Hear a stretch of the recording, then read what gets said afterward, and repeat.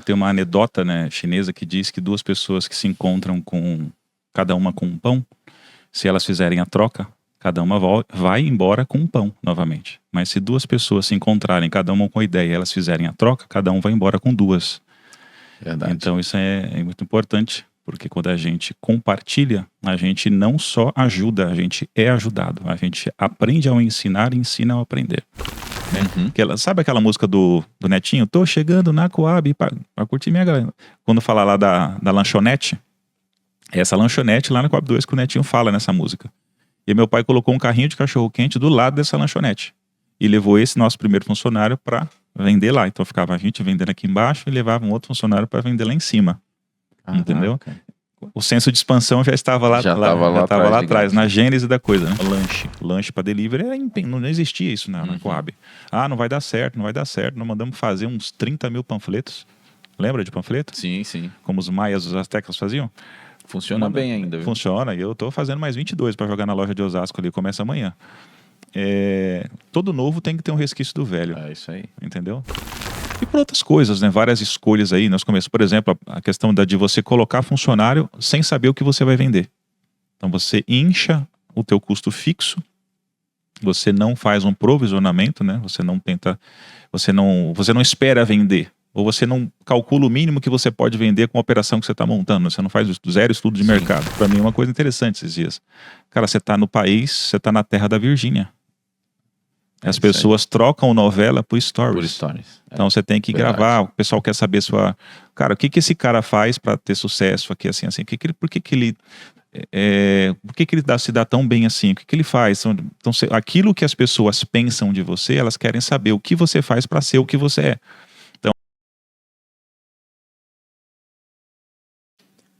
Salve, salve, galera! Estamos começando mais um Burger no Papo. Eu, Alisson, da Speed, aqui direto dos estúdios BNP, na zona norte de São Paulo, nossa querida cidade maravilhosa, que eu já tô roubando o bordão do Rio de Janeiro, né? O povo fica puto comigo lá no Rio, mano. Eu morei muitos anos no Rio, né? Eu cresci no Rio de Janeiro e aí eu tenho muitos amigos lá, é uma galera que acompanha e tal. Aí você fica lá falando que é carioca, você não é mais carioca não, você foi embora, você abandonou a gente. Hoje a gente vai fazer um bate-papo muito bacana aqui, mas primeiro, antes de apresentar essa fera aqui, que olha, quase... Eu acho que eu falei que o Renato Veras era pré-histórico, mas eu acho que ele não era, não. Eu acho que a gente vai um pouco mais longe do que isso aí. Ele era pré-histórico em idade, e a gente tem alguém um pouco mais antigo aqui hoje. Não parece, né? Mas vamos chegar nessa linha aí. Mas primeiro eu gostaria de agradecer os nossos parceiros, os nossos patrocinadores que vão passar ao longo da nossa telinha, da minha, da sua. Durante todo o nosso episódio vai aparecer aí o QR Code para você ir lá seguir os parceiros. Dá essa força, segue todo mundo que está aqui com a gente hoje. É quem faz esse rolê acontecer. Quero agradecer aqui toda a galera da CDM Finanças aí, para você que busca uma consultoria que vai te apoiar no teu negócio, para virar a chave mesmo e você começar a estruturar e fazer o seu negócio crescer. Eles são os caras. Inclusive eu tive reunião essa semana, a gente está com um planejamento incrível lá para a expansão da Speed. Alô, Zona Sul, estamos chegando. Osasco, Carapicuíba, região. Se prepara que já eu tô lá. McCoy's Pickle Factory, os melhores pepinos do Brasil. Encontramos alguém que não conhecia McCoy's, mas talvez até conheça, só não sabia. Pris Food Embalagens, para você que está procurando embalagem de qualidade. Engraçado que eles têm um puta de um trabalho diferencial, velho. Assim, os caras fazem todo um acompanhamento de marketing, estrutura, te auxiliam a montar layout de embalagem e tudo isso por um custo muito bom, uma quantidade mínima de execução sensacional que a galera não faz no mercado.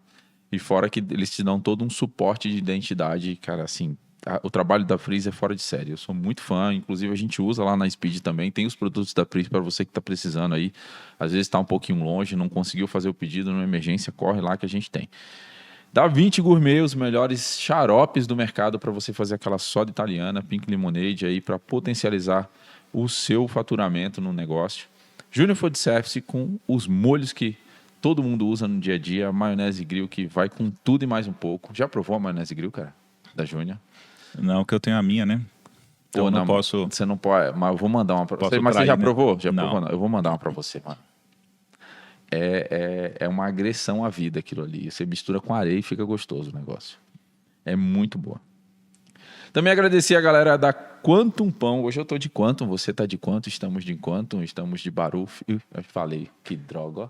Ô, galera.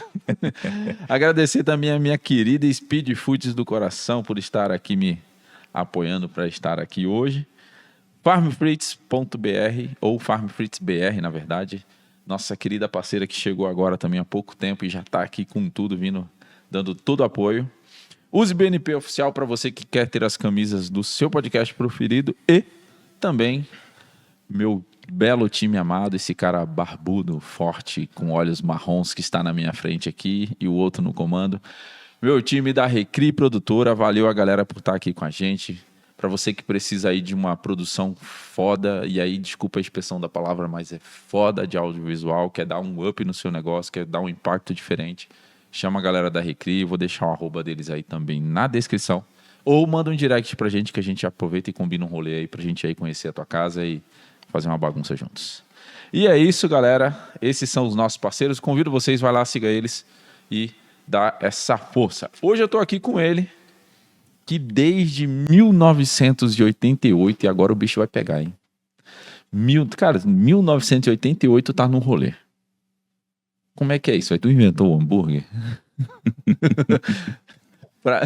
Pro boom que o mercado teve, é muito distante 88, né? Sim. O mercado teve um boom em 2014, 15, a galera aí começou a dar um voo mais alto, a coisa tomou uma proporção muito forte. Mas em 88 era tudo muito mato, né? De verdade. Bom, já tá aí vai fazer 37 anos agora em novembro de operação, já tocando aí, já mais velho do que muita operação junta até. Fez algumas loucuras aí no caminho, né? Montou operação de dog em 91. Em 93 veio forte com lanche prensado. Em 98 deu uma mudada aí e formalizou o nome que deu força e identidade pro negócio. Em 2017 começou a fazer a loucura que todo mundo fala que é loucura, que é fazer o próprio pão. Esse cara é maluco? Não é possível. Eu tô aqui com o Alex da Barufs. É Barufs Burger, Barufs Hamburgueria. O que você prefere que eu fale? Barufs prensados. Barufs prensados, melhor ainda. Diretamente de Carapicuíba, Osasco, logo ali. Pô, você tá no Shopping Plaza de Carapicuíba. Cara, que delícia. A gente vai falar um pouquinho sobre isso. Esse negócio de shopping é legal. Bom, seja muito bem-vindo. Obrigado mesmo por você ter disponibilizado um pouquinho do seu tempo para estar aqui com a gente hoje, poder compartilhar toda essa bagagem de história que você deve ter aí para a galera. A galera que nos assiste aqui tem todos os tamanhos, cores Sim. e dimensões, então a gente fala desde o cara que está sonhando em montar a hamburgueria até a galera mais forte aí do mercado e com certeza você vai deixar uma contribuição muito forte aí. Maravilha. Obrigado aí, primeiramente, lisonjeado pelo nobre convite. É sempre, todo podcast que eu costumo dizer que para mim é uma honra, né, compartilhar o conhecimento. Né, que conhecimento que não é compartilhado não serve para nada. Perfeito. Né? Então, obesidade mental não leva ninguém para canto nenhum. Então, Ótimo. Sempre que eu posso estar em algum lugar transmitindo, transbordando na vida das pessoas, isso para mim é o maior prazer. Então, por isso, me sinto muito feliz em estar aqui hoje, nessa oportunidade, e eu agradeço de coração. Muito bom, cara. É sempre enriquecedor a gente poder compartilhar o conhecimento, né? Acho que um dos principais propósitos do Burger no Papo é abrir esse espaço de voz para trazer pessoas e entendendo que todo mundo tem a sua história, todo mundo tem a sua validade e que cada um tem uma semente para compartilhar que acaba auxiliando e dando impacto na vida do outro. Tem uma anedota, né, chinesa que diz que duas pessoas que se encontram cada uma com um pão, se elas fizerem a troca, cada uma vai embora com um pão novamente. Mas se duas pessoas se encontrarem, cada uma com a ideia, e elas fizerem a troca, cada um vai embora com duas. Verdade. Então isso é muito importante. Porque quando a gente compartilha, a gente não só ajuda, a gente é ajudado. A gente aprende ao ensinar e ensina ao aprender. Foda. Bom, pra gente começar, né, já que a gente tem tempo aqui, né, de sobrevivência aí, de vida pra falar, então vamos voltar lá pra 88, cara. Como é que foi o começo disso tudo? O que vocês faziam antes, primeiramente, né, antes de entrar nesse segmento e por que resolveu entrar nisso? E como é que era, até pra gente pegar essa base histórica aí, de percepção de mercado, inclusive, como é que era lá do começo E como é que a gente foi desenvolvendo isso até aqui? Bom, tudo começou quando um primo meu, né, veio do Rio de Janeiro. Eu também sou carioca, né? Sou do Rio de Janeiro, mas vim para São Paulo muito cedo, com acho que 6 anos mais ou menos. E me mudei para a famosa favela do Jaguaré. Não sei se vocês conhecem, ali atrás do supermercado do Shopping Continental. Paralelo à linha do trem que dá lá no Ceasa. Ficamos um ano ali, um ano e pouco mais ou menos, e meu pai tinha praticamente um irmão, né? Aqueles amigos que são mais que irmãos, que morava na Coab 2, em Carapicuíba, na rua Manaus. E ele surgiu uma oportunidade no Rio de Janeiro, para ele voltar para o Rio de Janeiro. O apartamento ia ficar vazio, e chamou meu pai para ir morar lá. Então nós fomos para lá, isso em final de 77, início de 88, mais ou menos. E então nós nos mudamos ali daquele local para a Coab, e meu pai trabalhava numa empresa chamada Tubozin, que se eu não me engano se localizava na Rua Clélia, ali na Lapa. Ele era aqueles motoristas de empilhadeiras, sabe? E a nossa vida era isso. Eu ia para a escola, minha mãe fazia as coisinhas dela ali para vender, para ajudar no dia a dia em casa. Meu pai trabalhava à noite, então eu praticamente não via meu pai, né? Porque quando eu saía para a escola, ele estava chegando da empresa. Ele dormia o dia todo porque ele tinha que trabalhar à noite. Então a gente praticamente não se via. E aí um primo meu veio do Rio de Janeiro com a ideia de montar um carrinho de milho, daqueles carrinhos de madeira que você coloca 2 rodas de bicicleta na lateral, com 2 guidões assim. E você coloca um panelão no meio, uma salmoura do lado, aqueles fogareiros pequenininhos, tinha uns botijãozinhos de gás desses também, assim, para você cozinhar e manter no milho quente. E ele veio pra cá, perguntou pra minha mãe se eu poderia ajudar ele. A minha mãe falou, falar com ele. Aí eu falei pra minha mãe, se ele me pagar, eu ajudo. Então combinamos lá um valor, que não era a época do cruzado ainda. E ele começou a falhar muito comigo, né? Então criança, você sabe, você prometeu. Sim, já era. A criança não esquece. Pois é. E o cara de criança começou a falhar comigo. Eu tenho 2 também. Eles só esquecem o que lhes são convenientes. Né? As coisas que... É verdade. Mas... E aí começou a dar um problema, tal. Eu tinha que ficar carregando o carrinho de milho para tudo que é lado, empurrando, né?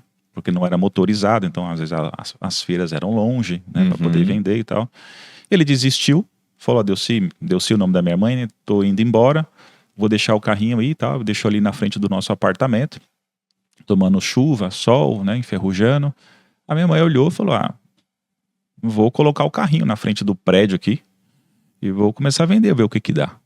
E aí começou. E eu era o vendedor. Então eu ia para a escola de manhã, voltava, fazia ali o dever de casa, fazia o sono da tarde, né? Que não sei se a minha mãe, os antigos eram assim, as crianças têm que tirar aquele soninho da tarde, né, tirar o soninho da tarde.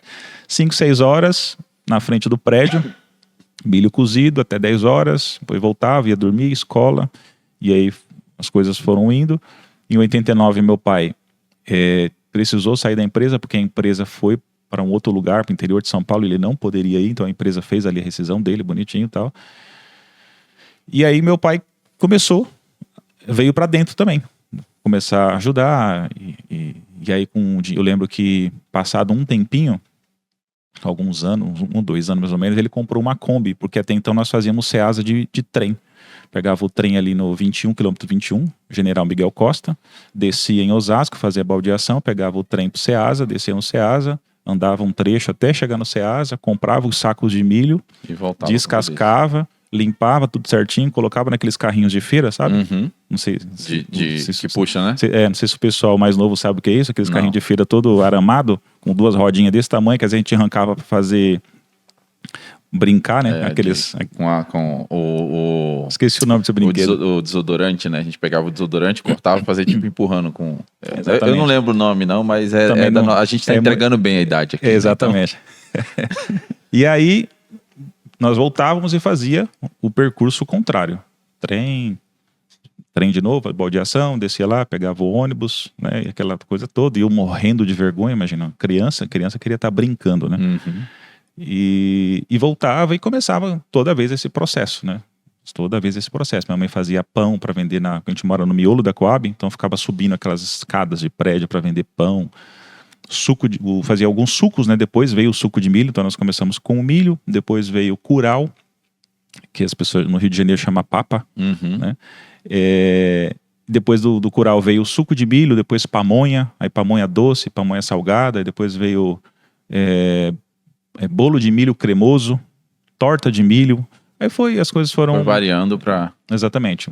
Fazia ali um pouquinho, né? Não tinha como fazer muito, porque um carrinho não tinha como colocar tudo. Fazia ali uma forminha, acabou. Quantos anos você tinha nessa época, cara, já? Em 88, eu tinha 8, né? Que eu sou de 80. Então, dia 17 de novembro eu faço... você já tinha toda essa pegada de empreender, trabalhar, mesmo que de forma... Mesmo que de forma por livre e espontânea pressão, É. mas a gente estava ali, exatamente. Caraca, Exatamente. Sem Google, sem internet, sem YouTube, sem inteligência computador, artificial. sem celular, sem nada. E aí, passado um tempo, eu não sei por quais razões, mas tem a gente contar histórias é selecionar memórias, né? A gente só seleciona as memórias que a gente tem. E então nós mudamos, e onde nós estávamos, para onde nós estamos hoje, dá uma questão aí de nem 100 metros de distância. Nossa. Então, nós estamos numa rua aqui, aí tem uma esquina, se alguém quiser procurar, é Rua Uberlândia, número 41, você vai ver que tem uma esquina de onde nós estamos, para onde nós estamos, 80 metros, exagerando aqui. Só que foi uma mudança muito estratégica, porque a gente foi para frente de um lugar que antigamente era o estacionamento do mercado. Então, onde tinha muita muvuca, passava ônibus, várias linhas de ônibus passavam ali e tal. E aí, quando nós fomos, já tinha um carrinho de cachorro-quente e tinha uma senhora que vendia pastel. Passado aí, tem um ano, esse rapaz que era dono do carrinho de cachorro-quente arrumou um emprego CLT e perguntou se meu pai não queria pegar o carrinho, comprar e tal. Mas, tudo bem, tá, juntou. Aí, vamos lá. Juntamos e ficou milho e cachorro-quente. Passado um tempinho, nem questão de um ano, uma senhora que era do pastel teve um problema sério de coluna e não poderia mais, porque as bancas de pastel, aquela de feira, você monta aquele monte de ferro, monta aquela lona, trampo. É bem tradicional ainda, né? Exato, mas é um trampo montar aquilo ali, né? Ela foi oferecer pro meu pai lá, para alguns cruzados. Meu pai foi e comprou. Aí ficou. As três coisas. Mais um peu da vida, né? Fazendo um monopólio aí. Tem um cara aqui, mano, que conhece o peu. Conhece o peu, né? Então não precisa nem falar. É dono do bairro, praticamente. Eu conheço ele. E aí... Desculpa. Não, imagina. E aí, quando foi em 94, mais ou menos, nós fomos, através de uma indicação de um cliente, conhecer um trailer que existia no Jardim Santo Antônio, em Osasco, que eu acho que era na frente de um cemitério, coisa assim. E esse cara tinha lá uma variedade de 3 lanches prensados numa chapinha desse tamanhozinho assim, bem pequenininha, aquela que você faz, você mesmo prensa, é o mesmo lugar que você faz, você prensa e tal. E fomos lá conhecer. E aí gostamos da ideia, achamos legal, foi eu, meu pai e nosso primeiro funcionário, né, e esse rapaz. E aí trouxemos a ideia para lá para nossa região e começamos ali a pensar o que fazer e tal, mas o pão era muito grande, onde que a gente vai achar esse pão? Porque os pães são grandão assim, parece o X gaúcho, sabe? O nosso hambúrguer, tipo cheeseburger, salada, bacon e tal, parece um Beirute, porque ele é desse tamanho assim. Grandão. É tipo 500, 600 gramas de lanche, mais ou menos. E aí nós pegamos e montamos o nosso próprio cardápio, cara, sem saber. Nunca fiz gastronomia, meu pai também nunca fez. Vamos lá, vamos juntando. Detalhe, não tinha YouTube, a gente não tinha computador. Eu fui ter meu primeiro Pentium 4 em 1994, quando a internet era discada. Ou você usava a internet ou você fazia ligação. Então não tinha, e outra, não tinha YouTube nem tinha Google. Alô, Microsoft, hein? Nessa época era embaçado. E aí a gente fez ali o nosso cardápio, do jeito que é lá, depois vocês podem dar uma olhada lá no nosso site, barus.com.br, do jeito que nós fizemos lá até hoje, entendeu? E aí, cara, compramos uma chapa, né? Vai falar, comprou uma chapa, mandou fazer uma prensa para colocar, porque não tinha, uma chapa ao céu aberto, assim, nada de vigilância sanitária visse aquilo ali, ela pirava. Não durava um segundo. Tudo assim na relva. Bom que não precisava de coifa, né? Não precisava, o tempo levava. E o tempo levou, né? Era desse jeito. E aí, cara, as coisas foram acontecendo, né? Então, meu pai ali no toque, né? A gente era uma empresa familiar, a gente trabalhava. por livre e espontânea pressão. E aí as coisas foram acontecendo, né? Meu pai no toque ali, com o primeiro funcionário que nós tivemos, né? Que foi o Donizete. E com o tempo ele pegou e expandiu, né? Então ele pegou um carrinho de cachorro-quente, como tinha uma Kombi, e abriu na Coab 2, que também... Coab 2 é bem grande, né? Sabe aquela música do Netinho? Tô chegando na Coab pra curtir minha galera. Quando fala lá da lanchonete, essa lanchonete lá na Coab 2 que o Netinho fala nessa música. E meu pai colocou um carrinho de cachorro-quente do lado dessa lanchonete. E levou esse nosso primeiro funcionário para vender lá. Então ficava a gente vendendo aqui embaixo e levava um outro funcionário para vender lá em cima. Caraca. Entendeu? O senso de expansão já estava lá atrás, na gênese da coisa, né? E aí as coisas foram acontecendo, cara. Eu muito criança, né? Muito ali dando os trabalhos que toda criança dá, de não querer, mas meu pai ali sempre insistindo, minha mãe e tal. E aí as coisas foram crescendo. Então, basicamente, né? Trazendo um resumo do resumo, essa é mais ou menos o nosso começo aí, o nosso start pro mundo do food service. Aproveitando que a gente está nesse ponto do assunto, eu acho que é uma coisa que é tão comum e natural e que com certeza uma boa parte da galera deve ter passado por isso ao longo da vida, mas hoje você tem uma percepção muito mais clara e nítida, né, do que você passou na época de infância e por exemplo, você tem filhos, com certeza já não deve ser tanto a mesma realidade na mesma proporção. A gente tenta dar o que a gente talvez não teve ou que gostaria de ter tido, mas de uma forma mais responsável e tal, mais consciente para os nossos filhos. O que você acha, assim, na tua percepção hoje, na tua visão, quais foram os pontos que mais foram positivos para você em ter começado tão cedo, em ter tido, mesmo que por uma forma ali de imposição da vida, né, de uma necessidade da vida, a trabalhar, a ter essa exposição e ter tido menos infância?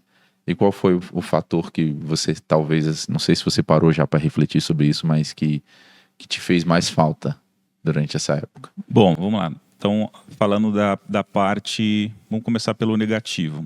Um negativo que eu já ressignifiquei, isso não é um problema para mim. Então, por exemplo, eu sou um cara apaixonado por futebol. Então, gosto de assistir futebol, quando posso também. Só gosto de jogar lá o PlayStation, FIFA, né, apesar de já fazer mais de um mês que eu não ligo. Mas eu não sei jogar futebol. Os meus amigos vão jogar futebol, eu não posso. E todas as vezes que eu me arrisquei aí, eu era sempre o cara que ficava no gol. Porque geralmente é assim a lógica, né? Não sabe jogar, vai pro gol. Vai pro gol, não vai ficar aqui atrapalhando. Pelo menos toma umas boladas ali e já exato. Ou vai para o ataque, sabe? Não fica aqui na defesa comprometendo. É desse jeito. Então, muitas coisas, vôlei, tudo que você imaginar aí de esportes, né, do mundo do esportes, eu não sei nada. Eu sei só o esporte no digital, que é ali o videogame, essas coisas assim. Então, isso me, vamos dizer assim, que foi uma coisa que foi um pouco difícil para mim há uns anos atrás. Hoje eu já ressignifiquei. Então, vamos dizer que hoje para mim, vai jogar bola, então, tudo bem, não me faz mais falta, entendeu? Mas é um ambiente legal, você vai ali com os amigos, a resenha, aquele churrasco, né? As pessoas que estão me ouvindo sabem do que eu estou falando, para quem gosta, né? Agora, levando para o outro lado, que a gente não consegue entender as ações e as atitudes dos nossos pais no momento em que elas são direcionadas a nós. A gente só vai entender no futuro. Então, querendo ou não, meus pais estavam me tirando de más companhias.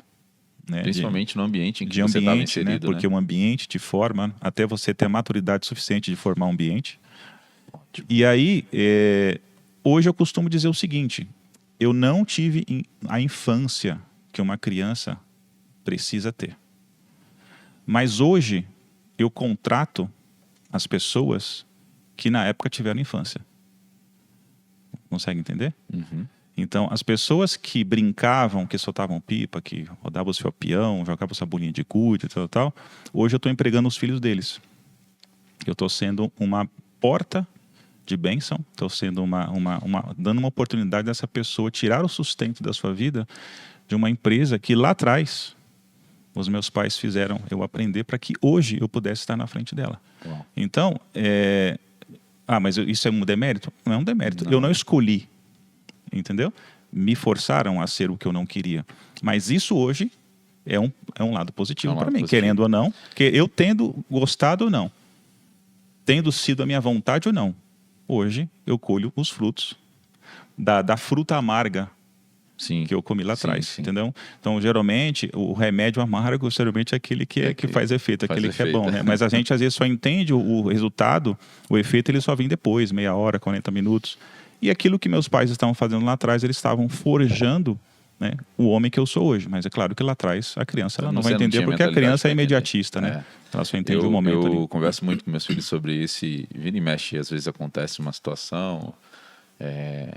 ou um não concorda com uma coisa, fica chateado com uma coisa e tal, e eu falo, ó, seguinte, você tem duas escolhas, continuar chateado, ou você pode pegar, ó, isso aqui, às vezes você tem razão, às vezes você não tem e tal, e aí você pode ressignificar isso aqui para o futuro na sua vida. Você acha que está errado? Tem base? Ou está coerente o que você está achando? Beleza, então quando for a sua vez, se aplica diferente. Quando for a sua vez, você vai ter a oportunidade. Que tem coisas que nós, como pais, por exemplo, a gente como filho, a gente sofreu uma série de reflexos que a gente não escolheu sofrer, como você bem disse. Exato. Não teve no nosso poder de escolha, mas a gente poderia agora, por exemplo, continuar replicando o mesmo processo que nós sofremos. Uhum. E aí chega o ponto da maturidade, onde você entende, compreende, se ressignifica a situação e você aplica de uma forma diferente. Não, eu posso mudar a trajetória da vida. Quando a gente, não é o nosso assunto, mas, por exemplo, quando a gente pega sequência, o pessoal fala que é karma, né? Sequências de relacionamentos que são findados, são encerrados, que aí parece que a pessoa tem uma praga na vida e tal, e vai passando de geração em geração e leva de... Na verdade, cara, é só um processo decisório e alguém em algum momento acaba dando o start de acordar e fala, não, beleza, na minha família com todo mundo aconteceu, mas comigo vai ser diferente. É quando você quebra o ciclo. Quebra o ciclo, você quebra o padrão. Né? E às vezes a vida é muito disso. Cara, você falou da questão do futebol aí, dos esportes. Nossa, eu me identifiquei muito porque eu era péssimo também. Sempre quis, mas eu comecei a trabalhar muito cedo, a fazer as coisas muito cedo também. Meu pai era mecânico, então eu vivia sempre na oficina ajudando ele a mexer. Sempre gostei de carro, então eu fazia também por muito prazer, mas isso meio que me tirou um pouco dessa parte da infância de jogar vôlei com a galera, jogar um futebol. Uhum. E por um tempo também pesou, mas aí depois eu entendi, cara, tem gente que é para isso, eu acho que o meu caminho é outro e vamos embora e vamos fazer a coisa acontecer. Bom, vamos falar um pouquinho da época do furor do negócio, quando surgiu o nome.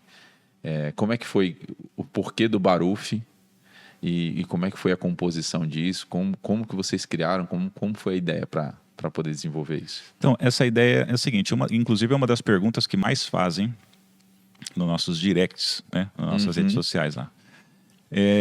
Aconteceu assim, nós trabalhamos de 88 a 98 na informalidade, sem um CNPJ.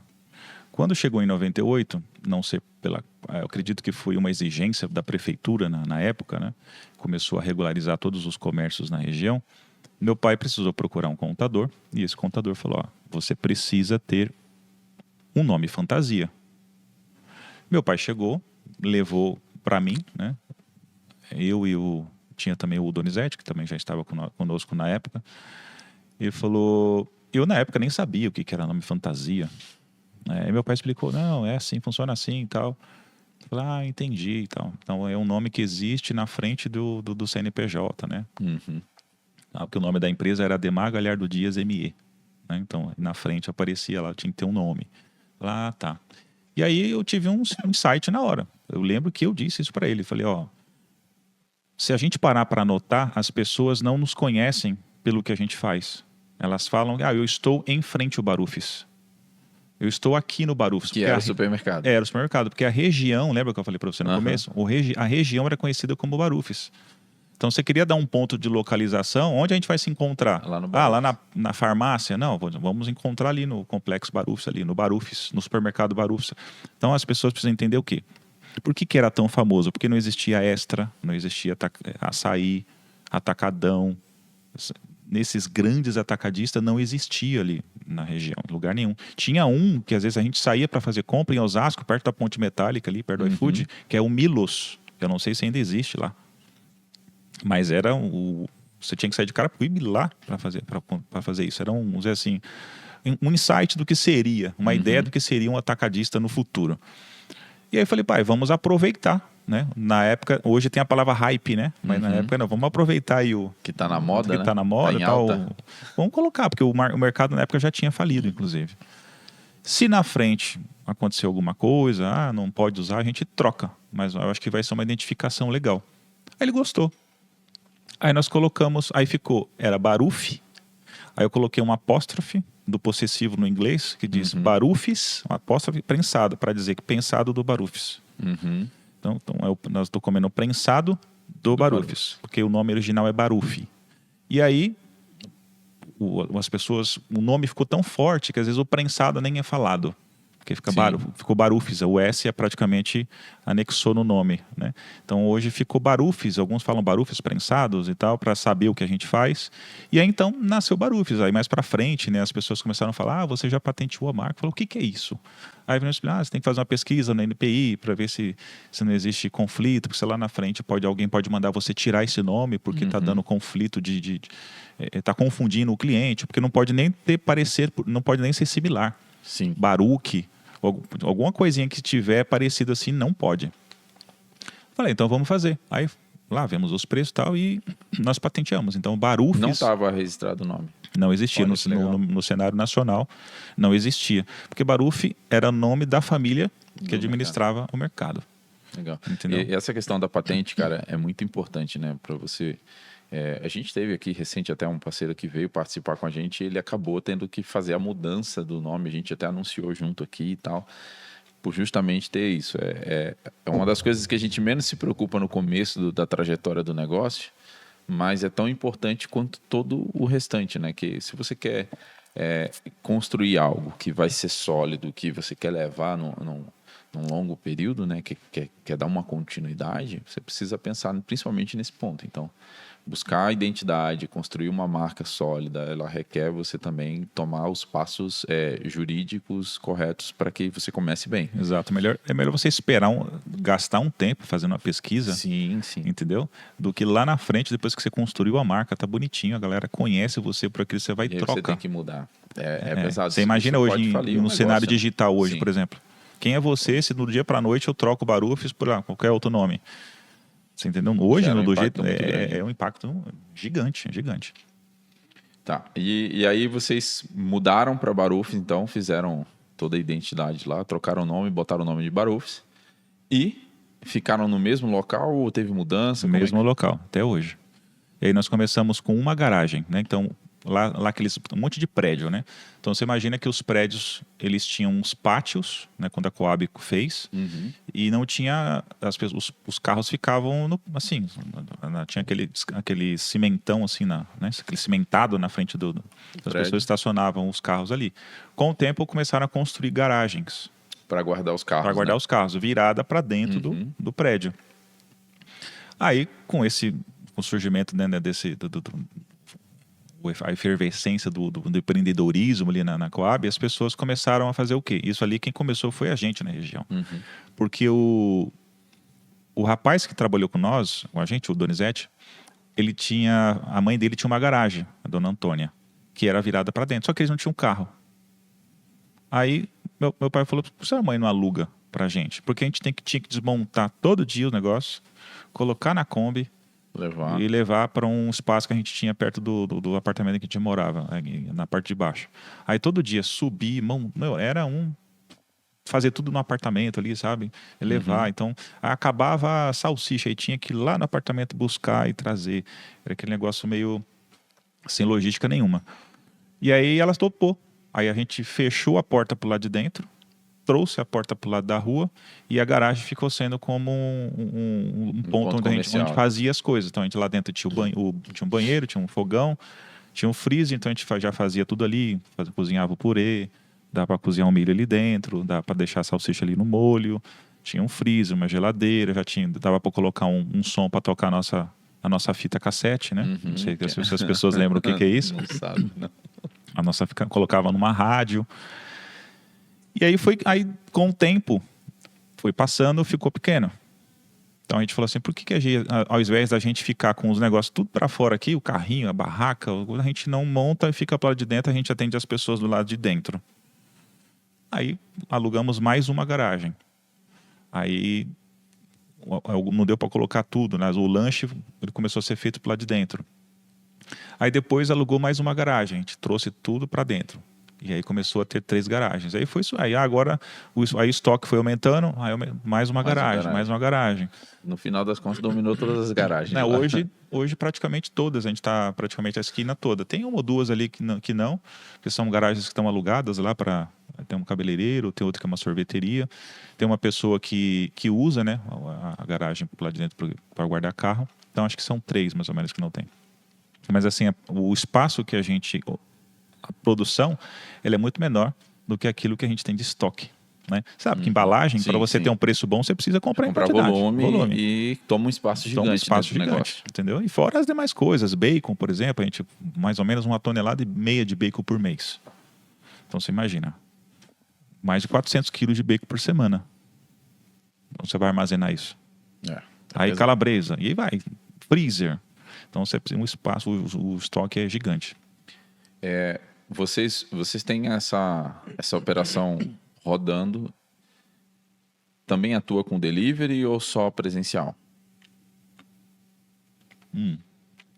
Eu ia falar da história do delivery, mas por isso eu perguntar. Tá.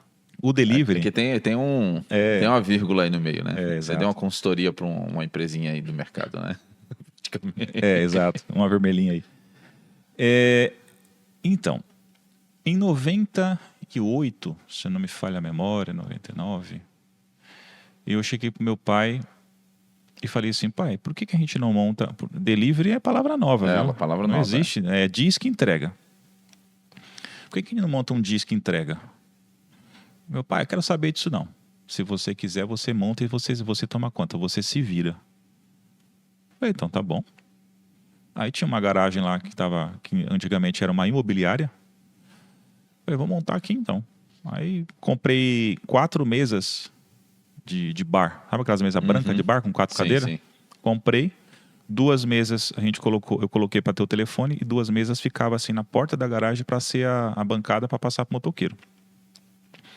E aí liguei na época, era Telefônica, ou era Telesp, um negócio assim. E pedi o telefone que até hoje existe lá, que é o 4167-6620. O Coabense conhece de cabeça esse telefone. E aí eu fui o primeiro telefonista. Então, com a comandeira carbonada, que você tinha que colocar aqui um negocinho duro embaixo, porque se você não colocasse, ela escrevia em todas. Então você fazia ali, saía 2 vias, uma via para a chapa, uma via ficava ali, fazia o pedido. O cliente ligava, tinha que perguntar tudo de novo pro cliente. Então o cliente tinha paciência, né?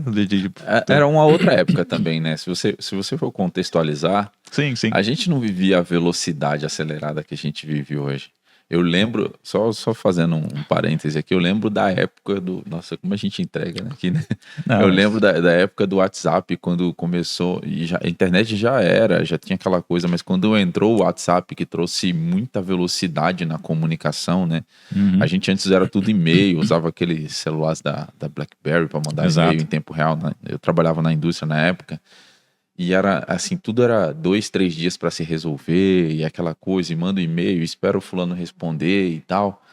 Quando entrou o WhatsApp, eu lembro da primeira mensagem recebida, assim, que eu falei, cara, que negócio diferente, né? Estranho. Aí criaram um grupo, aí botou lá, manda foto, manda isso.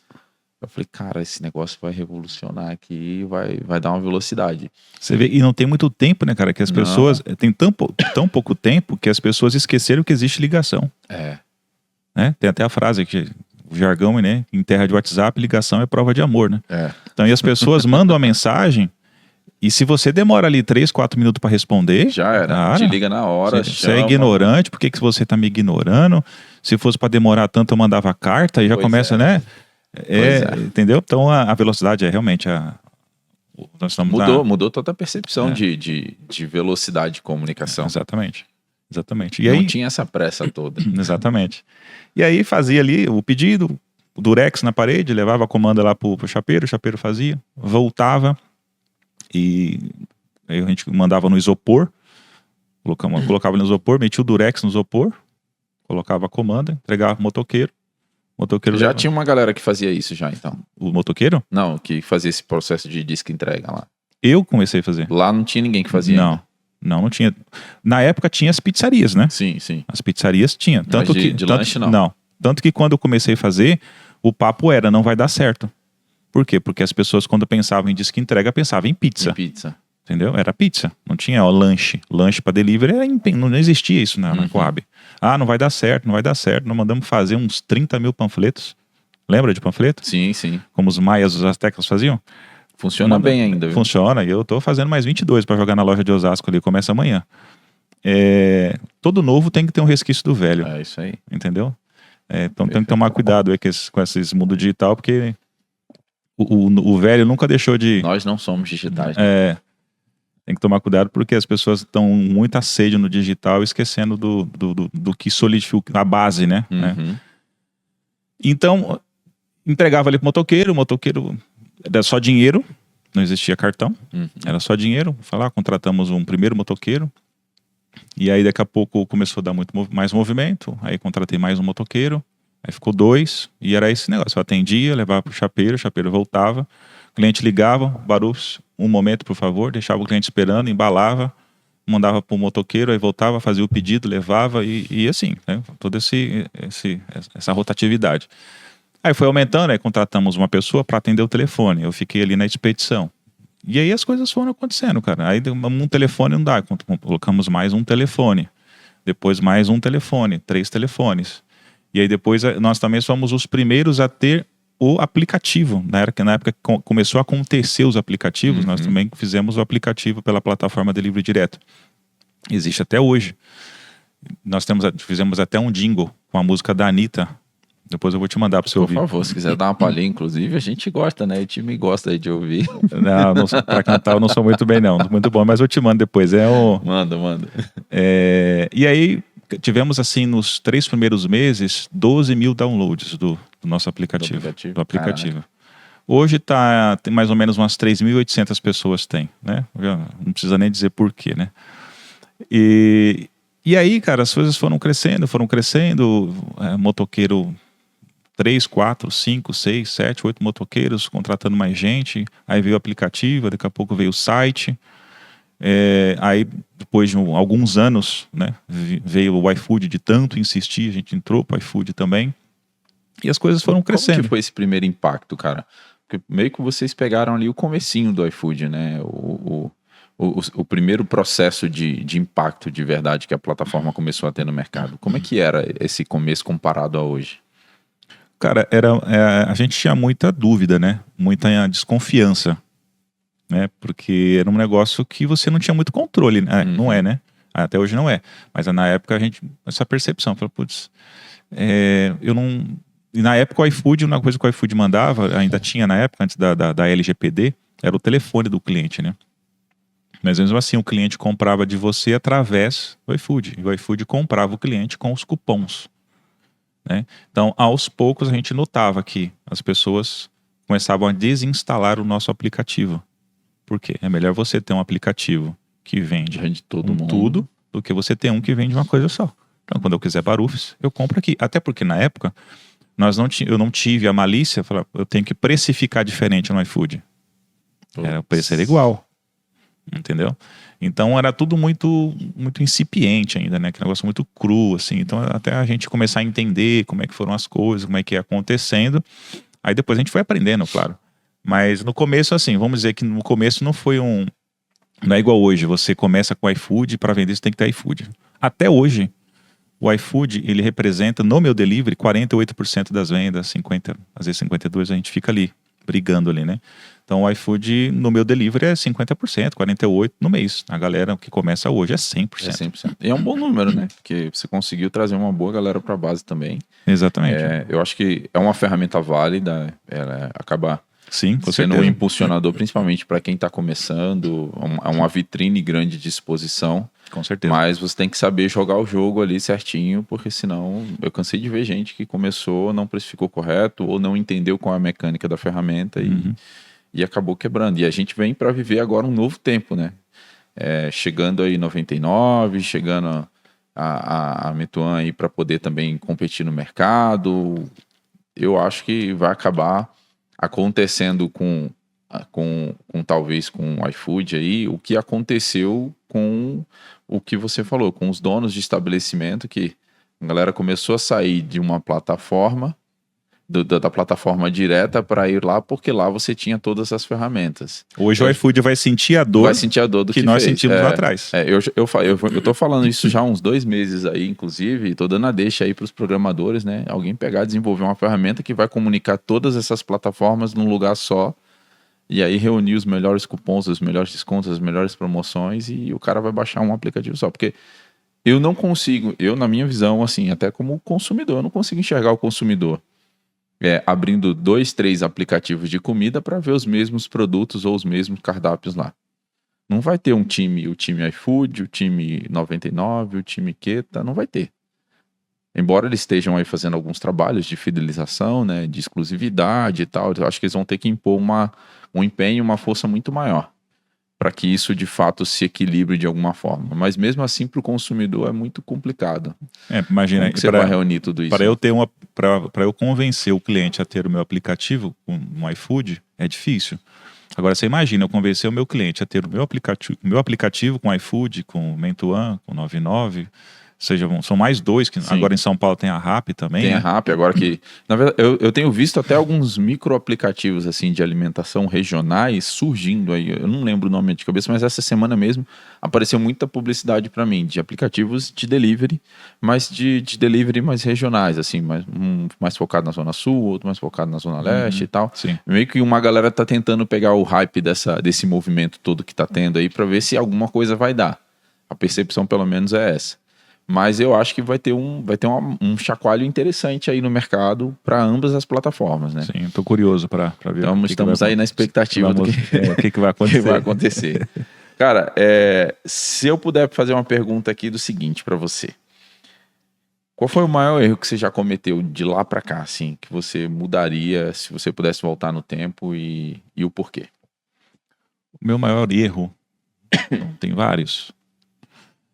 Mas o meu maior erro foi não apostar na minha galinha dos ovos de ouro quando eu quis abrir uma outra loja gourmetizando os produtos do Barufs original.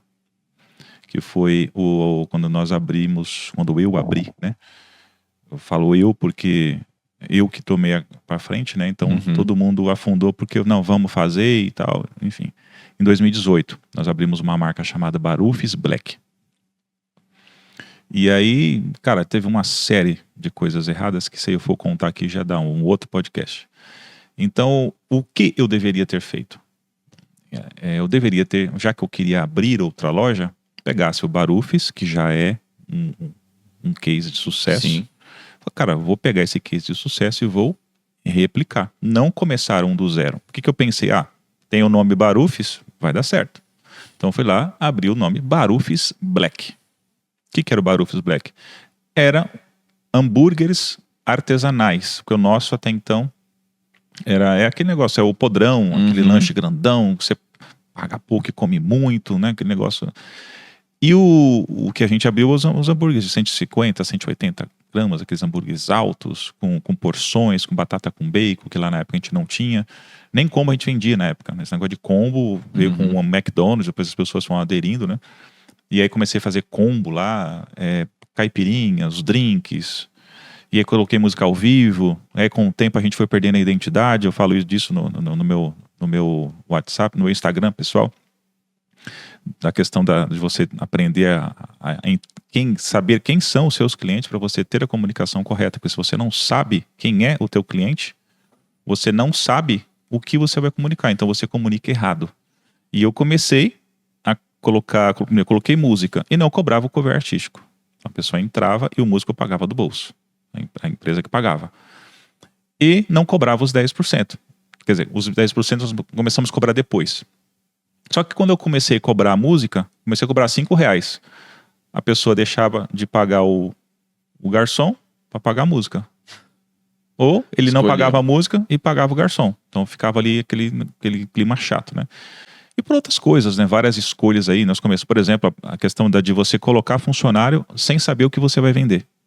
Então você incha o teu custo fixo, você não faz um provisionamento, né? Você não espera vender, ou você não calcula o mínimo que você pode vender com a operação que você está montando, você não faz zero estudo de mercado. E aí começamos com 28 a 30 funcionários, mas era uma hamburgueria grande, uma hamburgueria de quase 300 metros quadrados. Era bem grande, a maior que talvez da região oeste aqui. Cabia 120 pessoas sentadas, tinha palco para música e tudo. E aí, cara, a primeira folha de pagamento já foi, cortou uma perna. Quando foi na segunda, cortou a outra. E aí a loja foi só... Tive vários problemas com o funcionário, enfim. Só pra gente pra eu não contar a história do Barufas Black aqui, mas eu acho que o maior erro que a gente tem é quando a gente tem uma marca solidificada, famosa, bem estruturada, e a gente quer começar um negócio do zero, ao invés de você pegar o que já está dando certo e replicar. Então eu digo que, resumindo numa frase, é não ter investido, não ter dado a devida atenção para a minha galinha dos ovos de ouro. E ter que, né, e quis inventar moda ali, pegar um ovo, chocar para nascer para ser outra galinha dos ovos de ouro. Ou seja, eu quis fazer uma coisa que eu dei um tiro no escuro. Deu errado. Mas as pessoas às vezes falam assim, mas eu sabia que ia dar errado. Ninguém sabia que ia dar errado. Porque a diferença entre o gênio e o louco é o resultado. Né? Então, como não deu certo, você foi louco, mas se tivesse dado certo, as pessoas estariam me chamando de gênio hoje. Pois é. Entendeu? Então que a maioria da galera não tem a predisposição de se botar a correr o risco, de pagar o preço de verdade. Com certeza. A gente conversou aqui, cara, esses dias eu recebi uma convidada aqui e ela quase me pôs para chorar aqui, porque é uma porrada muito grande, né? A vida do empreendedor ela é muito solitária. O empreendedor em si ele é muito solitário. Por mais que a gente tenha famílias, amigos, familiares, o processo de empreender ele é solitário, ele está muito aqui só. Principalmente para quem está na linha de comando, quem é a mente que cuida, que pensa em evoluir, em crescer, tudo sai daqui. Então é muito só, é muito individual. Você ouve uma palestra, lê um livro, assiste um documentário, se preenche de diversas coisas, mas no final das contas o processo é sempre interno e ele é individual. E tem horas que pesa, porque a gente não nasceu sabendo de tudo. A gente tenta acertar por várias das vezes, mas até o processo de acerto, até chegar no acerto, existem uma sucessiva sequência de erros que é o que vão te lapidando ali até você se tornar uma pessoa mais assertiva do que uma pessoa que erra. O objetivo, de fato, é que a longo prazo a gente passe a acertar mais, com menos esforço, com mais resultado, sem gastar menos energia. Então, é mais ou menos isso que a gente está fazendo aqui hoje, né? A gente está fazendo aqui. Mandando pro pessoal falar, você não quer errar? Não quer errar. Não aperta os botões que eu apertei, não. Senão... É isso aí. Mas é um processo que é muito complexo, porque é muito solitário. De verdade, assim. E eu sou um cara que eu viajo muito, assim. Eu troco muita ideia, eu converso com muita gente, mas eu tenho os meus momentos muito introspectivos de pensamento no negócio, de pensar, putz, igual o Burger no Papo mesmo. A gente tá aqui, eu te mostrei aqui a estrutura. Cara, isso aqui é um sonho, é um planejamento. Que não tá, e aí tem uma galera que veio para mim e fala, cara, você é maluco, você não vai fazer isso, deixa, isso não vai acontecer e tal. Só que ninguém tá vendo o que vai ser lá na frente, assim como eu vejo. É igual quando eu comecei há 8 anos atrás, a minha distribuidora, que falaram, eu pedi demissão, eu saí, um grande amigo me chamou, que era um padrinho meu, inclusive, para dar uma força para ele. Aí eu peguei 2 pacotinhos assim, com 2 unidades de pão em cada um. Inclusive, vamos falar do pão, né? Mas 2 unidades de pão. Desci do escritório, eu trabalhava lá na Berrine, desci do escritório, lanchonete do outro lado da rua, fui almoçar. Aí peguei e entreguei pro cara, você precisa de pão de hambúrguer aí? O cara, preciso. Aí falei, tem esse aqui e tal, é tanto. Tá atrás de 2 pacotes pra mim amanhã. Aí eu falei, beleza. Aí no outro dia, ele pagou trocadinho o dinheiro, eu ganhei R$4 com os 2 pacotes de pão, olhei pros R$4, falei, isso aqui vai mudar minha vida. Subi, chamei minha diretora, tô pedindo demissão, valeu, tô indicando o cara aqui, vou ficar 30 dias aqui para treinar o cara e vou meter marcha. E foi um negócio que de fato mudou. Para mim mudou o jogo. Não é o maior negócio do mundo ainda, mas transformou a minha vida de uma forma... E muita gente não tem predisposição a pagar esse preço, a se lançar. Você olha para a sua trajetória, por exemplo, você sai, cara, desde criança você está sendo formatado para isso, mas tem coisas que mesmo assim você teve que se desafiar para fazer. Você estava exposto a isso o tempo inteiro, mas ainda teve situações que você teve que buscar ali uma dose de ousadia, de disposição mesmo para fazer acontecer. Isso não é todo mundo que tem. Você falando aí, eu preciso dar um passo atrás na questão do Barufus Black, porque acontece assim, toda ideia e todo sonho que você acha que é plano é só emoção travestida de estratégia. Então, o maior investimento que você pode fazer antes de abrir uma loja é em você. Como? Conhecimento. Porque hoje não adianta você saber fazer um hambúrguer que você vai abrir uma empresa. Então tem muita gente com o mito do empreendedor na cabeça.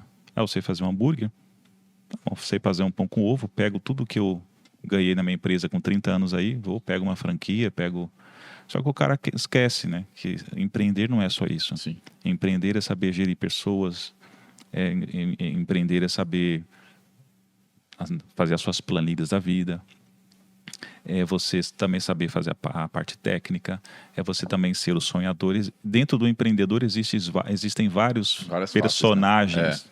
brigando ali. Então, se você deixar o empreendedor na frente, que é o emocionado, que é o cara que sonha, o cara que vai para frente, que pisa no escuro, dá problema. Porque eu tive esses problemas com o Black, o Barufus Black, porque não fiz isso. Porque uma parte da minha vida que nós não chegamos a comentar, eu fui professor por 11 anos, de 2005 a 2016. De quê? De teologia e filosofia, porque são as minhas formações. Então, me formei, venho de uma educação religiosa, e o meu hobby, a minha paixão até hoje, é ser professor, é dar aula, né, nessas matérias. Então, eu sou meio nerd por isso... Tem um presente que simboliza bem isso, né, no final para você. Então, só que assim, se eu tivesse hoje que focar numa coisa lá atrás, para não acontecer o que aconteceu, eu teria focado o quê? Na empresa. Teria estudar gastronomia, teria ido estudar segurança do alimento, sei lá, qualquer coisa voltada para aquilo ali, para que quando acontecesse o plano sucessório, eu fizesse o quê? Que a gente também não falou sobre isso aqui.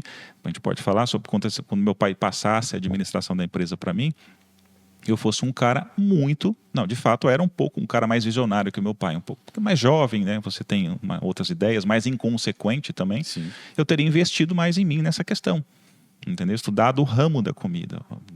Isso que provavelmente teria me livrado lá em 2018 de ter cometido esse erro. Então, algumas pessoas me chamam, inclusive essa semana eu conversei com umas 3, o que eu estou querendo fazer isso, abrir o que eu faço? Eu falei, vai estudar. Entendeu? Vai estudar. Aí um cara falou assim para mim, eu falei, tá, quais são as suas dúvidas? Manda para mim aí. A gente vai conversando aqui. Cara, como é que precifica? Eu falei, cara, você está nesse estágio, você tem uma hamburgueria e você não sabe precificar. Cara, você tem que estudar. Tá tudo errado, já. Você tem que estudar, cara. Então, o maior investimento que a gente faz em nós, quando a gente está começando, quando a gente quer abrir uma empresa, é em conhecimento. Perfeito. Cara, eu falo sempre que a gente pode perder tudo, menos o conhecimento. Assim, podem tirar tudo, absolutamente. As roupas, tudo da gente. Mas o que está aqui ninguém vai tirar. E é onde a gente tem que investir primeiro. A gente bate muito nessa tecla aqui de onde a galera deve começar, de fato, buscar... Tá tudo bem até você, assim... Às vezes acontece, né? Você começar por uma necessidade, por uma imposição da vida ali, uma situação que aconteceu, você começa ali de qualquer jeito e tal. Mas permanecer nesse estado não é válido. Está fadado à morte. Sim. Nós temos que ter o princípio da criança em nós. O que gera conhecimento na criança? É a curiosidade.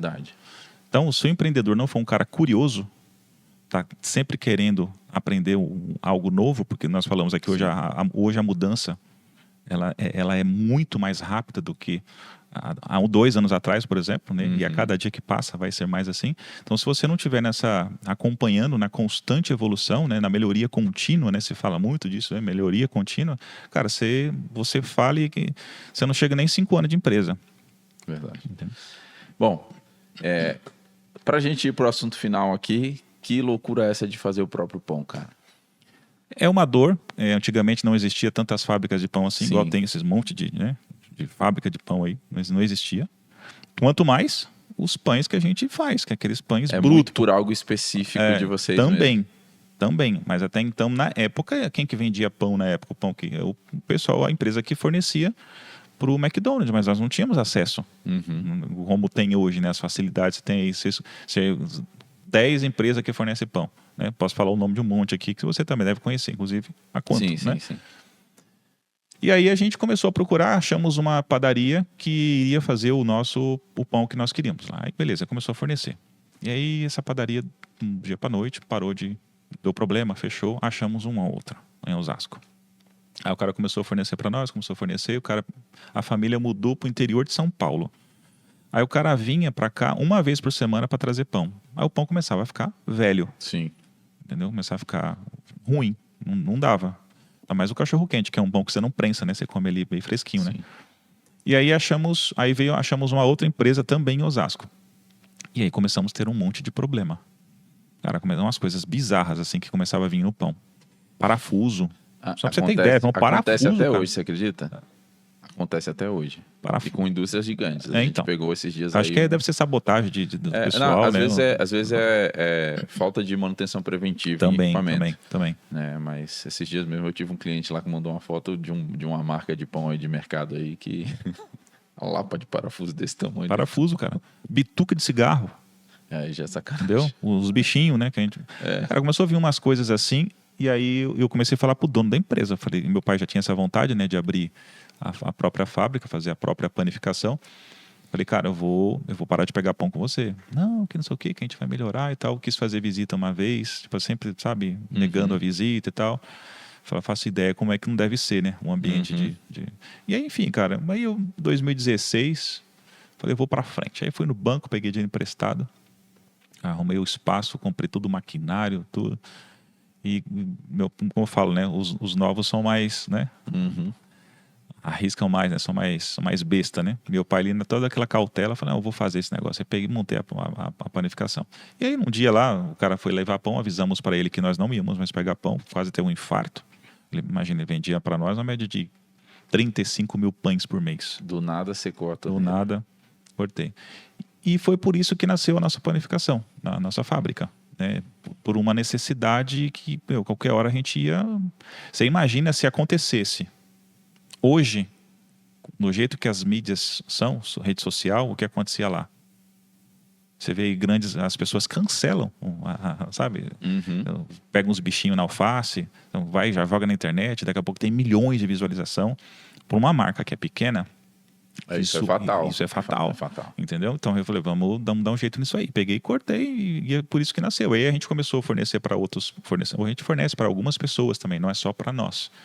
E como eu já tinha meio que no radar essa questão da expansão, quando tiver mais lojas, nós também vamos. O que de fato aconteceu. Nós fornecemos para nossas lojas.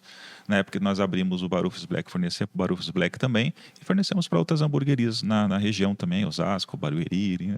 Hoje você tem 3 lojas e está pensando aí em expansão, né? Isso. Como é que vai ser e quais são os objetivos aí para o futuro? Os objetivos primeiro fazer essa de Osasco, né? A de Carapicuíba tá legal, mas não tem delivery ainda, vamos ter delivery a partir de agosto. Osasco nós abrimos só delivery, mas o projeto é também ter salão. Então são empresas que estão pegando tração, tem um mês que nós inauguramos, né? E para o ano que vem, a ideia é abrir 2. Se vai ser possível, não sei, mas uma a gente com certeza que vai. Aonde? Segredo ainda, né? Vamos deixar nos bastidores. Acompanhe nas redes sociais, nos bastidores. Né? Mas você compartilha bastante conteúdo também, né? Conversa bastante com a galera. Não tanto quanto deveria. Sim. Mas o pessoal do marketing até me cobra bastante, né? Porque essa é a questão da correria, cara. E como a gente não tem essa veia blogueiro, a gente não nasceu no digital, A gente está se tornando... Eu não consigo, o pessoal me cobra aqui também bastante, em casa, a equipe, mas tem horas que eu não consigo conciliar, fazer tudo ao mesmo tempo e ainda ter que gerar o conteúdo disso, cara, não dá. Isso, a dona da agência que faz o nosso marketing, ela falou para mim uma coisa interessante esses dias. Cara, você está no país, você está na terra da Virgínia. As pessoas trocam novela por stories. Então você tem que gravar, o pessoal quer saber cara, o que esse cara faz para ter sucesso aqui, assim, por que ele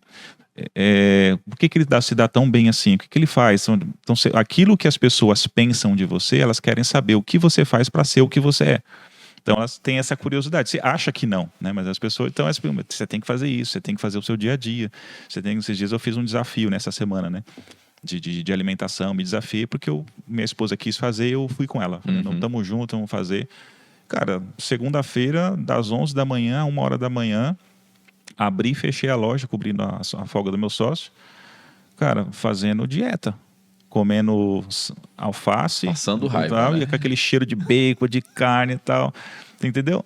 Então, mas isso faz muito parte daquilo que você é no dia a dia. Porque como você faz uma coisa, geralmente você faz todas as coisas. Se você é um cara que procrastina para ler um livro, provavelmente você é um cara que procrastina para fazer tudo. Você tem essa... Sim. Entendeu? Então, se você é um cara disciplinado, que as pessoas te vê essa imagem em você, eles querem saber, pô, que livro que ele lê, o que ele faz tal hora, por que ele faz, pô, todo mundo tem 24 horas, por que um dá tão certo, o outro não dá tão certo, eu também tenho um filho, ele faz. Então, isso as pessoas têm curiosidade de saber. Então, a pessoa, ela fica me cobrando, não, você tem que postar o seu dia a dia, tem que postar tantos reels por semana, tem que postar um carrossel, não sei o que, isso vai fazendo, para linkar a minha marca, como as pessoas fazem hoje, né? Hoje está assim, né? As pessoas não compram mais o seu produto. As pessoas compram o seu produto por causa de você. Sim.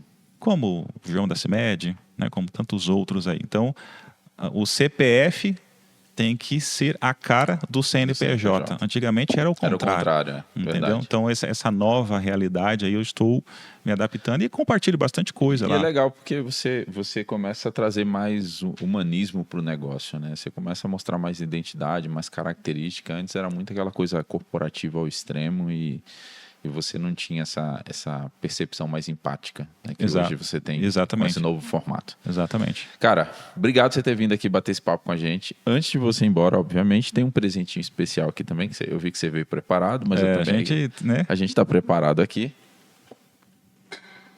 Maravilha. Tem um presentinho aí dos nossos parceiros aí para você. É aquela maionese lá, não?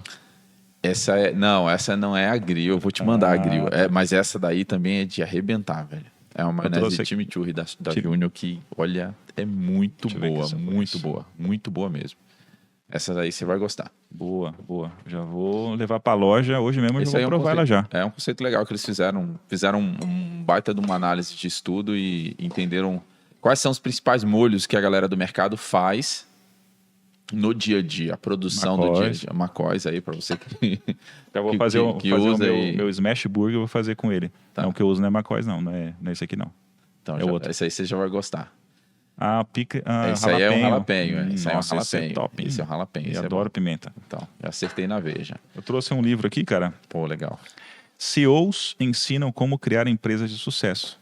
Tudo a ver com o nosso papo. Então, eu espero que a sua leitura seja muito produtiva e que você possa usar muitos insights aí no seu podcast. Ótimo, obrigado pra galera aqui, ó. Inclusive, aconselho, né? Conhecimento é sempre importante. Já vai pra minha cabeceira, que eu tava querendo voltar ali essa semana de novo. Fica aí um bom incentivo. Já vai pra minha cabeceira. Tô precisando voltar a ler mesmo.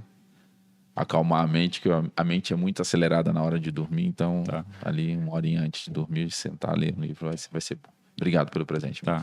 Aproveita, deixa pra galera a sua rede social, da loja, os endereços, para quem quiser visitar. Convida a galera para ir lá conhecer. Barufis, é só @Barufis. Você vai ver lá um logo amarelinho, igual eu estou aqui. E o meu pessoal é Alex_Barufis. E também queria aproveitar, deixar uma mensagem final, pegando o gancho no que você falou sobre a solidão do empreendedor. Eu acho que hoje, no meu ponto de vista, um empreendedor anda sozinho, se ele quiser. Livro é muito importante, faculdade é muito importante, administração, estou fazendo agora gestão de empresa na FGV. Tudo isso, tudo teórico é muito bom. Mas eu costumo dizer que empreendedor só aprende com o empreendedor. Então a gente tem essa mania, né, de ficar ali, de se enclausurar, ficar ali naquela solidão, pensando nos problemas e tal. Mas se a gente procurar outro empreendedor e desabafar e pedir conselho, como que você faz aí para o seu delivery dar certo? Como que você faz na campanha inteligente do iFood? Como que você faz para adquirir, para fazer o seu delivery próprio? Quais são as estratégias que você está usando? O tal do networking. Uhum. Entendeu? Então tem muita gente que ainda anda sozinho. Por quê? Porque ainda está naquela pegada da concorrência, sabe? Tudo que eu falar, eu vou dar munição para o meu concorrente, sabe? Então, a gente precisa entender o seguinte: hoje, o empreendedor só anda sozinho se ele quiser. Ele precisa achar a sua comunidade. E na sua cidade vai ser, tem o grupo lá dos meninos, hamburgueiros do Brasil. Sim. Cara, o mercado do hambúrguer em si, ele trouxe muito esse ele é muito forte, conectado, né? exatamente, muito conectado. Essa conexão. Então, para de andar sozinho. Entendeu? Para de estar nessa solidão. Procure o seu par ou seus pares e troque figurinha, troque conhecimento, porque você tem muito a ensinar e as pessoas estão lá querendo ensinar. É só você ir lá perguntar. Entendeu? Como as pessoas fazem nas minhas redes sociais, deve fazer na sua, deve fazer na... Eu, por exemplo, já enchi muito o saco do Thiago Benedetti, o que aquele cara me ajudou. E eu, por exemplo, eu faço parte de uma comunidade lá do Fernando Melo, da Aceleração. Estou lá. Com toda essa experiência que eu tenho, eu estou lá, aprendendo. Você entendeu? Então, e tem uma frase também que eu gosto muito, que diz o seguinte: o conhecimento acontece quando os mundos se encontram. Quando o meu se encontra com o seu e quando o nosso se encontra com o dele, isso vai criando uma sinergia, um ecossistema onde o conhecimento vai sendo aquela malha onde a gente transita e a gente só tem a ganhar. Então, essa ideia de viver na solidão, eu acho que é uma coisa que está no passado. A gente tem que parar de pensar em concorrência e começar a pensar em colaboração. Perfeito. Segura essa aí para você fechar com chave de ouro. Cara, obrigado mesmo por você ter vindo aqui. Principalmente por a questão do tempo, né? Algo que eu valorizo demais, assim. O tempo ele é muito limitado e a gente tem muito pouco tempo, então poder dispor desse tempo para a gente estar aqui conversando, compartilhando, plantando essas sementes aí que com certeza vai impactar a vida de uma galera que precisava ouvir, ou precisava enxergar pequenos insights ou até o conteúdo como um todo, para poder dar uma chacoalhada na vida e tomar um prumo de direção. Com certeza vai ser um impacto bacana. Tá. A casa está aberta, tá? Aqui é o nosso lugar, então sempre que quiser vir, está convidado. Em breve a gente vai ter inauguração aqui, você vai estar aqui com a gente também, como um convidado especial da casa. E também convidar a galera a seguir essa fera aqui, se precisar trocar uma ideia. Eu já estou falando, pode chamar. Pode. Ele já deu a abertura aqui, então pode chamar para trocar uma ideia. Vamos cada vez mais fazer relacionamento, se fortalecer, estar junto, porque é muito isso mesmo, é trocar experiência, trocar informação. Essa é a nossa essência, trazer as pessoas aqui para que compartilhem as suas experiências, os seus conhecimentos, e cada um dentro da sua esfera vai contribuindo para o outro, e a gente vai montando um ecossistema gigante. E eu queria só para finalizar aqui, né, que você vai falando e as ideias vão fluindo, né? Eu não posso deixar de, como eu já fiz em outros podcasts, né, deixar de falar numa questão aqui, que é muito importante. Quem é empreendedor vai se identificar com o que eu estou falando. Nenhuma empresa tem sucesso sem gente. Perfeito.